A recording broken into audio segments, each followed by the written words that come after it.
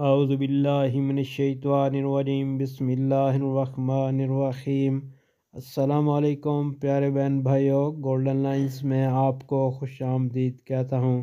اللہ پاک سے دعا ہے آپ کو عافیت کے سائے میں رکھے۔ پیارے دوستو، ہر قسم کی پریشانی کے حل کے لیے یہ دعائیں پڑھیں۔ اگر کوئی ہر قسم کی پریشانی ہو تو یہ دعائیں پڑھیں۔